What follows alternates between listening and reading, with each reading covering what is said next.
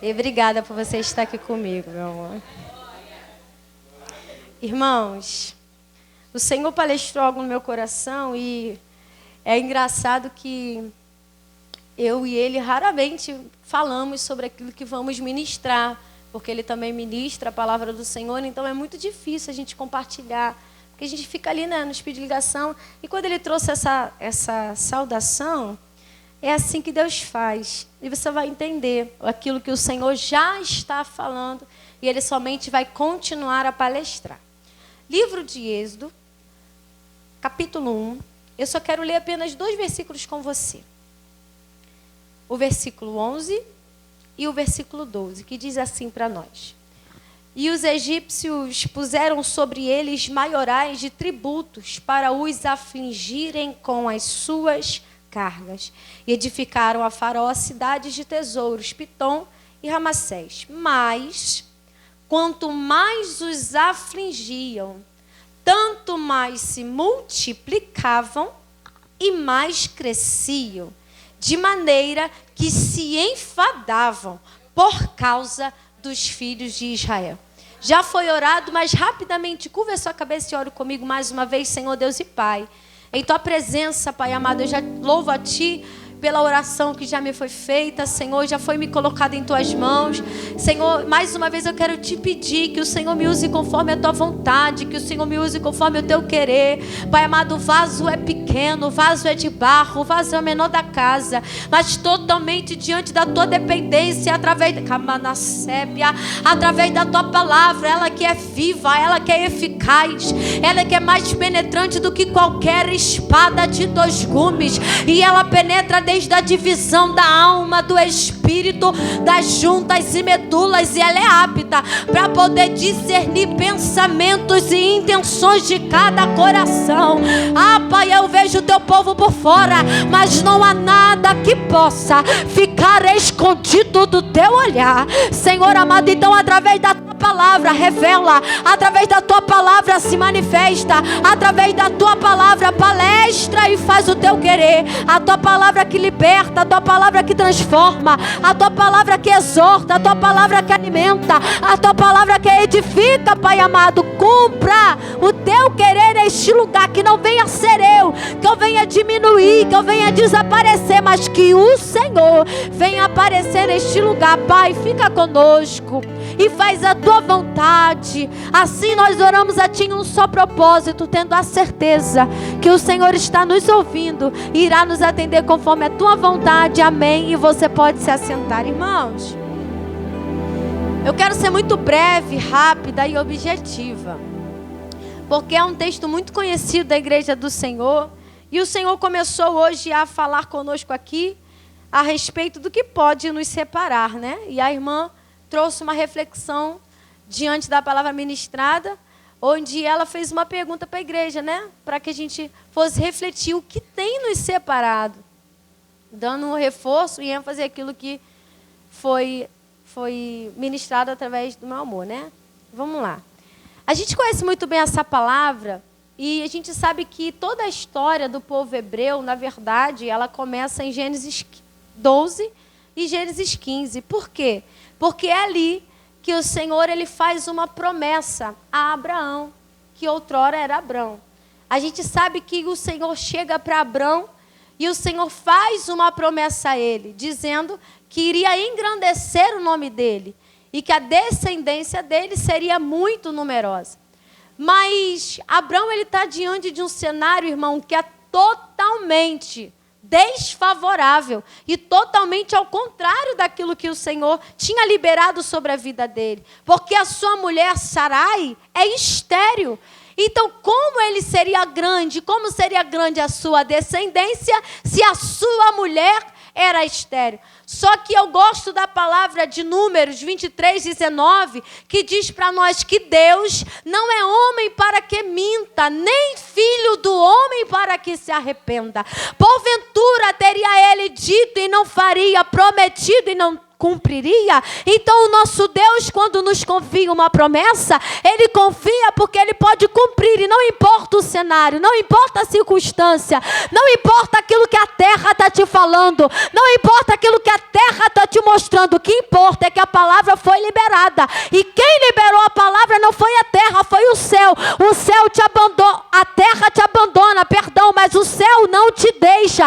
A terra te promete, diz que vai estar contigo, diz que tu pode contar com ela, mas ela te deixa, ela te abandona no meio do caminho, ela promete e não cumpre. Mas o nosso Deus, Ele vela pela sua palavra. A palavra dele não volta vazia, pelo contrário, faz aquilo que lhe apraz. Ela exorta, ela edifica, ela consola. E o nosso Deus não depende de nada terreno para fazer cumprir a promessa que Ele tem na sua vida.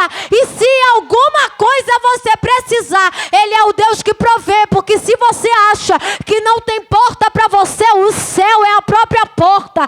Se você acha que não tem assessor para você, o céu é o próprio assessor. Se você acha que não tem recurso financeiro, o teu Deus é o dono do ouro, Ele é o dono da prata. Se você acha que não tem como passar, o nosso Deus, Ele é a camada sébia. O nosso Deus, Ele abre caminho em meio ao deserto para que você possa passar e acessar aquilo que Ele tem. Só que tudo isso Ele faz independente daquilo que você acha. Só que, irmão, é um pouco normal. Camanarábia, Jesus da minha alma. É um pouco normal, irmão, a gente olhar para aquilo que o inferno está tentando nos confundir. Por quê? Porque se a gente olhar para aquilo que o nosso cenário está nos mostrando, a gente paralisa. E no meio do caos, a gente começa a olhar para o cenário e não para aquilo que Deus falou. Tanto é que o apóstolo Paulo, ele dá uma orientação e ele afirma, né, para Corinto o quê? Que nós andamos pela fé e não por vista.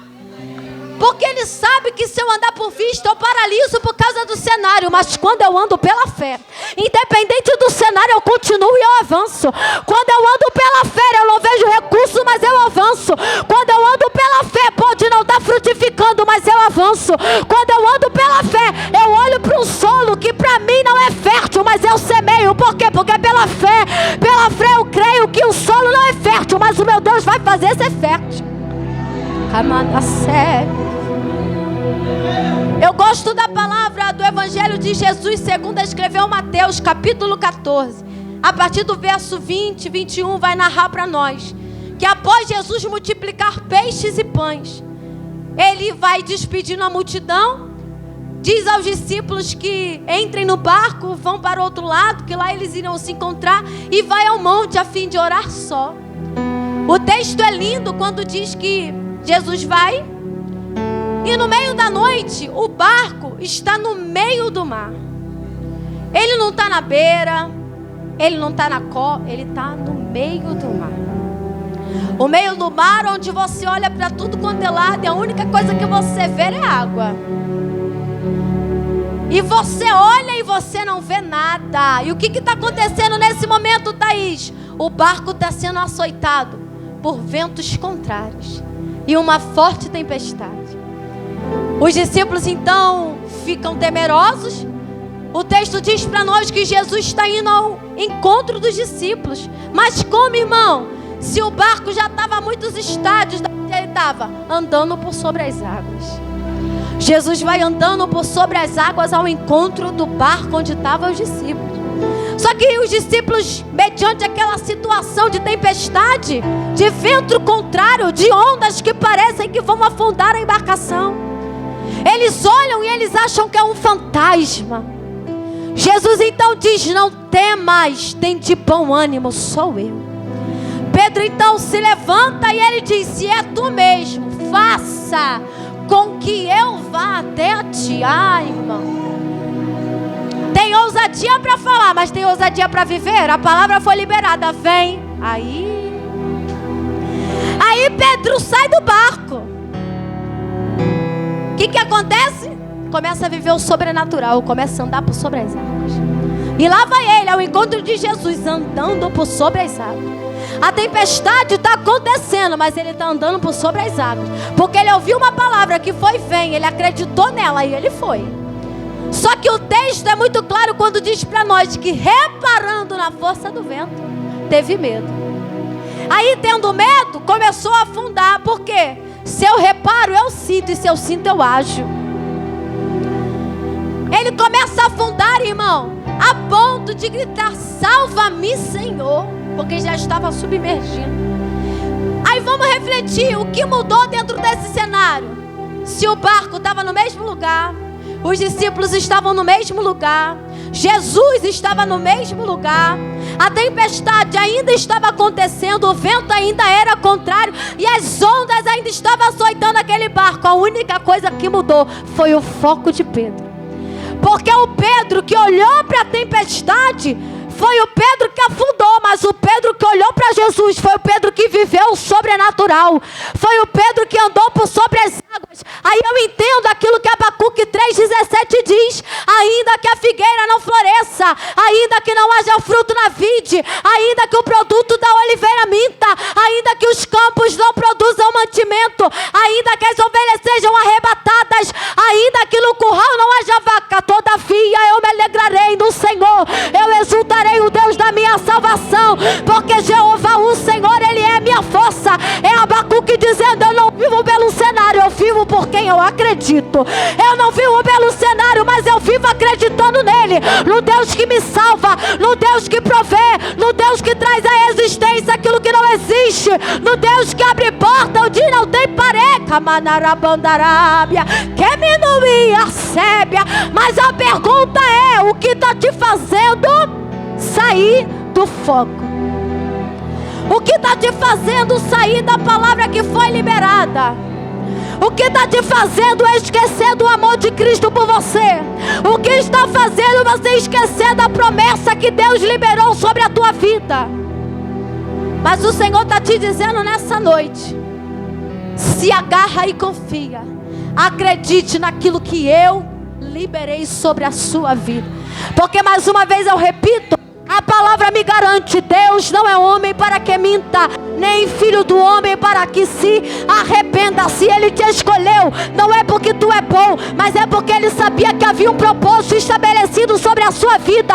Porque a verdade seja dita, na verdade você nasceu por causa do propósito que Deus tinha. Tanto é que Deus diz a Jeremias: antes que tu fosse formado na madre, eu já tinha te escolhido e te santificado como profeta desta Camanarabandarábia.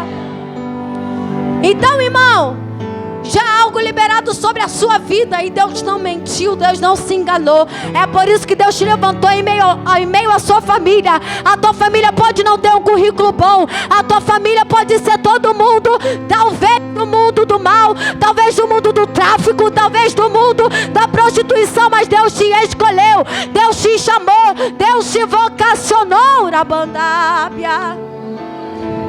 Então confia, acredita, porque Deus não se engana quando escolhe ninguém. Deus não mente. Deus não é como o homem. Ele é fiel com a palavra que Ele libera. Talvez a tua família toda pode ser macumbeira e tu está aqui. Tu acha que foi obra do acaso? É Deus trabalhando em você, para você resplandecer a luz, assim como Mateus capítulo 5 diz para nós: vós sois a luz do mundo, brilha a vossa luz, porque não se pode esconder uma cidade edificada sobre o monte. Então brilha a vossa luz, para que as vossas boas obras glorifiquem ao Pai que está nos céus. É assim que Deus faz, irmão. É assim que Deus trabalha. Só que para o Senhor concluir aquilo que Deus tem, a gente precisa se posicionar diante daquilo que Deus quer. Porque não tem como Deus trabalhar se não tem posicionamento. Não tem como Deus trabalhar. Não tem como Deus trabalhar se tu é o vaso que recua ao invés de prosseguir. Não tem como Deus trabalhar se o negócio está apertando e tu fala: eu vou sentar um pouquinho, porque tem muita gente para fazer. Até tem, porque a obra não... Meu Deus do céu, que... Porque a obra não para porque você não quer fazer, mas Mas tem um detalhe: aquilo que era para você fazer vai ficar na tua responsabilidade. E um dia Deus vai requerer da tua mão: cadê o que eu te dei? Cadê o dom que eu te entreguei? Cadê o talento que eu confiei nas tuas mãos? Cadê? Camanábia. O céu está achando alguém aqui, e ele está te perguntando: por que tu tem recuado? Que minui a sério. Por que tu tem recuado? Por causa da afronta, por causa da fofoca, por causa que tem gente dizendo que tu se acha, meu Deus do céu, por causa que tem gente dizendo que tu é, por causa que tem gente dizendo e difamando a tua família. O céu está dizendo para você: fui eu que te escolhi, apenas faz aquilo que eu te mandei, porque eu não tenho prazer naquele que põe a mão no arado e recua. Que manarábia. E quando eu falo de posicionamento, irmão, eu não falo do posicionamento que a terra quer, não. Eu falo do posicionamento que Deus quer. Porque para a terra às vezes pode prestar, desculpa a expressão, mas para o céu não. Prova disso, Saul. Você lembra lá no livro do primeiro livro do profeta Samuel, lá por volta do capítulo 13, você sabe que Saul, ele não tinha autoridade nenhuma para sacrificar. Quem tinha autoridade? Samuel, que era profeta, sacerdote e juiz. O texto diz para nós que estava então Samuel demorando. O que Saul faz? Porque o povo está lá apertando ele? Sacrifica. Quando Samuel chega, Samuel diz assim para ele: hoje teria sido estabelecido o teu reino para sempre, mas por causa da tua desobediência, o Senhor tem te rejeitado. Aí lá no capítulo 16, o Senhor fala assim para Samuel: até quando tu terás dor de Saul quando eu rejeitei? Porque Samuel fala para ele: você não sabe que obedecer é melhor do que sacrificar? Aí você vê que Saul está ocupando o lugar que está ocupando, porque Samuel ainda está com dó de ir lá e ungir outra pessoa. Então Saul está com a posição, mas não está com a aprovação do céu. Aí para ficar bonito, já para encerrar esse assunto, falar rasgadão, desculpa, tem gente, e com todo respeito a essa casa e esse ministério, não é que está em casa, é que veio, porque Deus não fala com quem está em casa, Deus fala com quem está aqui. Deus não fala com o banco, Deus fala com gente. Aí o céu está dizendo: você ainda está na posição, mas eu já estou rejeitando. Por quê? Porque você está em desobediência.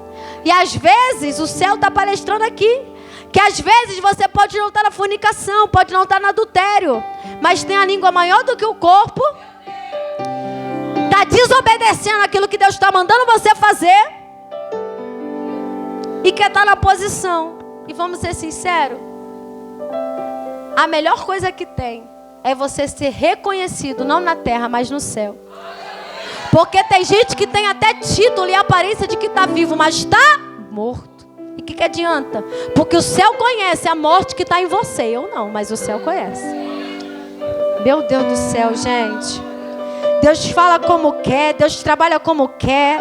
Camanaracébia, e o Senhor está de Queminuyacébia.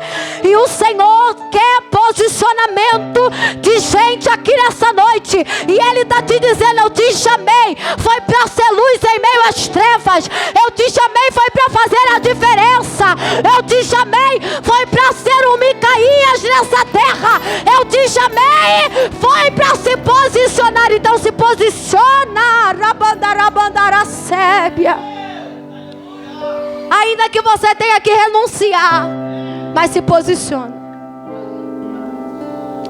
Porque talvez aquilo que está te separando de Deus não é a fornicação, mas é a fofoca. Não é o adultério, mas são os seus olhos que vê o que não tem que ver.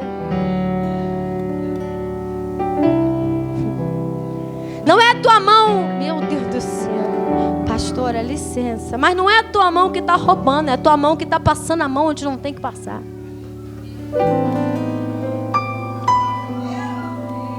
Então o Senhor requer um posicionamento, irmão, de nós, como igreja, para que a gente não tenha título que é, mas que seja de verdade. Porque eu gosto da palavra de Mateus quando Jesus, continuando o sermão da montanha, ele diz bem claro que nem todo aquele que diz Senhor, Senhor entrará no reino do céu, mas aquele que faz a vontade de meu Pai que está no céu. Porque muitos naquele dia me dirão: Senhor, no teu nome eu curei, eu profetizei, eu expulsei demônio. Mas o Senhor vai lhes dizer abertamente: apartai-vos de mim, maldito, porque nunca vos conheci. Porque no céu, irmão, não entra quem faz no nome dele, no céu entra quem faz a vontade dele. O nome dele me dá poder para fazer, mas a vontade dele me dá passaporte para entrar. Então no nome dele eu posso expulsar demônio, mas só dentro da vontade dele é que a trombeta toca e eu subo. Voltando para cá para finalizar, irmão, vou dar um resumo bem resumido e finalizar. O Senhor aparece a Abrão e o texto diz para nós, em Gênesis 15, que o Senhor vai animá-lo, porque às vezes é no meio que a gente fica desanimado. É no meio que isso tudo acontece. Porque no começo a gente está cheio de gás, acreditando na promessa, mas a gente vai vendo o tempo acontecer, vai vendo que nada se cumpre, aí o desespero vai batendo. O Senhor aparece a Abrão. E Abrão pergunta assim ao Senhor: Senhor Jeová, o que hás de me dar? Porque não tenho filhos. Será que vai vir do mordomo? Será que vai vir de Eliezer? E o Senhor fala: não. Da tua mulher sairá a semente e eu engrandecerei o teu nome. Aí o Senhor fala assim para Abrão: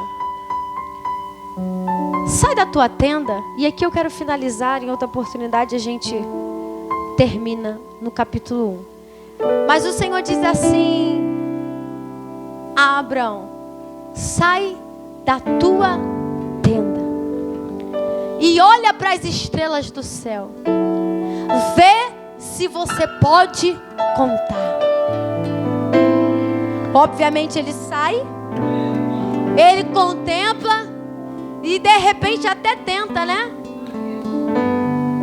Chega na 20ª, se perdeu, vai de novo. Vai de novo. E o Senhor fala: assim será a tua descendência. Tão numerosa que tu vai tentar, mas não vai conseguir contar. Porque eu, o Senhor, engrandecerei o teu nome. Aí eu vejo nas entrelinhas o Senhor dizendo a Abrão: Abrão, sai da tua tenda e sai da tua zona de conforto. Sai do teu comodismo. Sai da tua visão limitada. Sai daquilo que te impede de ver. E aqui eu quero finalizar para não exceder o horário que já passou até. E o Senhor está perguntando para alguém aqui nessa noite: o que está te impedindo de acreditar na promessa e de enxergar? É o desânimo, é a depressão, é a ansiedade, é a angústia, é a fofoca, é a calúnia. Talvez seja o adultério, talvez seja a fornicação, talvez seja algo que esteja te impedindo. Mas vai a palavra para você nessa noite. O Senhor te convida a sair da tua tenda, a sair da tua zona de conforto, a abandonar o teu olhar carnal, para você começar a vir para o espiritual e sobrenatural. E o Senhor diz para você nessa noite: começa na mandarabandarasébe a viver, não andando por aquilo que o teu cenário diz, mas por aquilo que eu, o Senhor, já liberei. E a palavra do Senhor, ela não mente. Passarão céus e terra, mas a palavra não. Então, por gentileza, levante a sua mão e eu quero profetizar e entrego o meu microfone agora.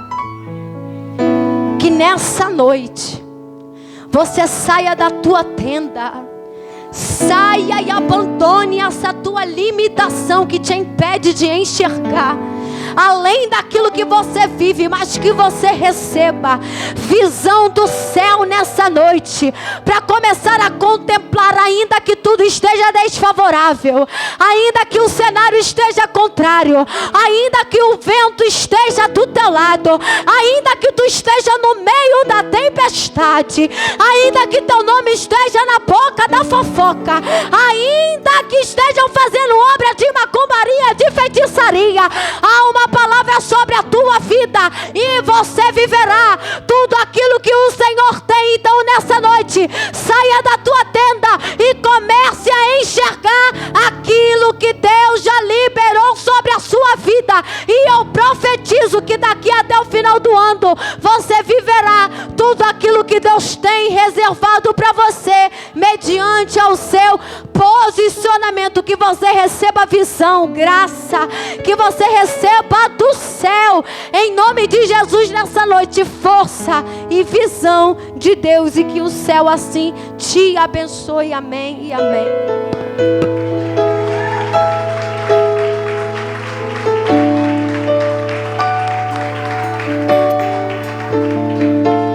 Glória a Deus.